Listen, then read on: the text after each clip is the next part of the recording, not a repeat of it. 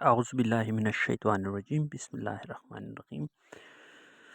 तो dear student, आज हम लोग बात करेंगे मैकेनिज़्म ऑफ ब्रीथिंग के बारे में। यानी ब्रीथिंग किसे कहते हैं, इनहेलेशन एंड एक्सहेलेशन। तो इनहेलेशन किस तरह होती है, एक्सहेलेशन, इनहेलेशन या इंस्पायरेशन इसे कहते हैं कि जब हवा बाहर के इन्वायरमेंट से जिस्म के अंदर दाखिल होती है उसको कहते हैं इंस्पायरेशन। और एक्सपायरेशन किसे कहते हैं, जब लंग्स से हवा जिस्म से बाहर जाती है थ्रू रिस्पिरेटरी पाथवे, तो इसको हम लोग कहते हैं एक्सपायरेशन या एक्सहेलेशन। तो देखिए किस तरह इनहेलेशन किस तरह होती है।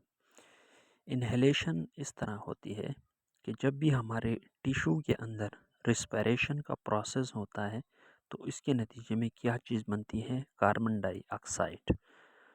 तो ये कार्बन डाइऑक्साइड जो है ये डिफ्यूज़ कर जाएगी from the tissue to the blood. तो ब्लड में कार्बन डाइऑक्साइड का लेवल ज़्यादा हो जाएगा।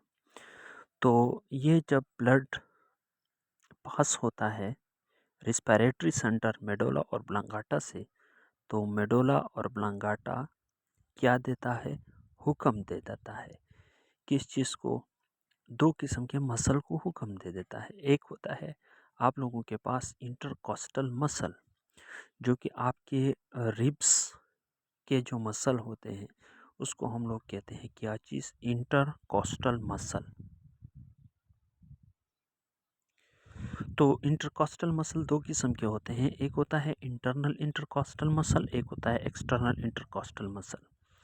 जो आप लोगों के पास एक्सटर्नल इंटरकॉस्टल मसल हैं, जब उससे मैसेज मिलता है मेडुला ऑब्लांगाटा से तो ये कॉन्ट्रैक्ट हो जाते हैं। Internal external intercostal muscle contract हो जाते हैं जबकि इंटरनल इंटरकॉस्टल मसल रिलैक्स हो जाते हैं। जब ये internal intercostal muscle relax, external intercostal muscle contract, तो इसके नतीजे में क्या होता है, जो रिब केज है वो मूव अपवर्ड्स एंड आउटवर्ड्स, यानी सीना बाहर की जानिब निकल आता है। और इसके साथ जो मेडुला ऑब्लांगाटा है वो डायफ्राम को भी हुक्म देता है। डायफ्राम क्या होती है, एक स्केलेटल मसल होता है, डूम शेप स्केलेटल मसल, जो कि एब्डोमिनल कैविटी को थोरैसिक कैविटी से जुदा करता है।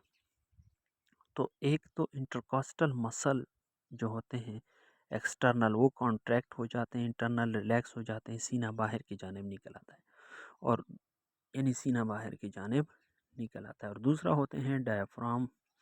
Diaphragm is Doom shape skeletal muscle. ये एक डूम शेप स्केलेटल मसल होते हैं जो कि थोरैसिक कैविटी को या चेस्ट कैविटी को एब्डोमिनल कैविटी से जुदा करते हैं।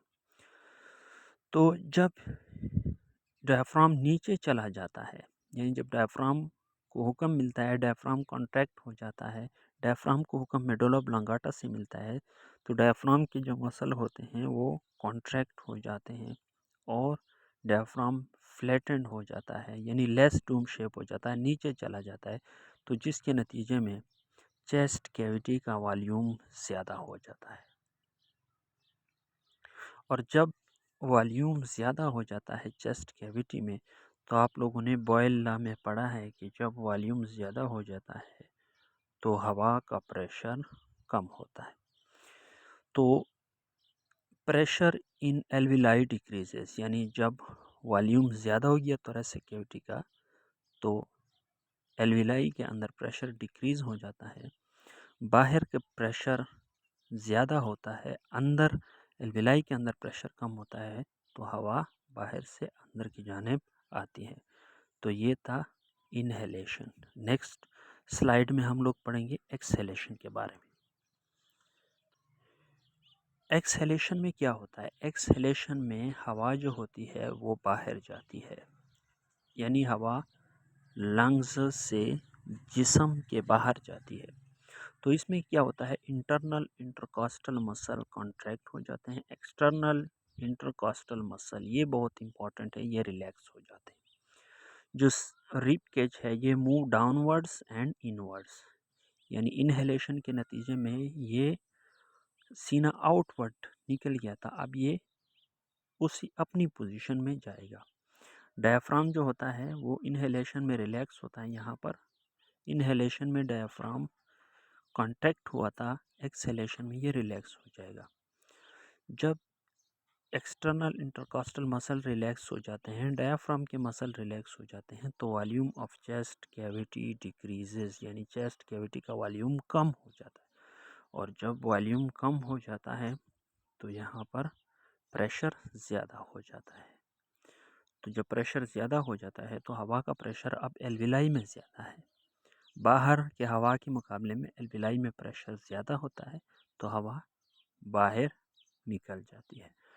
तो ये था आज का हमारा टॉपिक, इनहेलेशन एंड एक्सहेलेशन या मैकेनिज़्म ऑफ ब्रीथिंग के बारे में।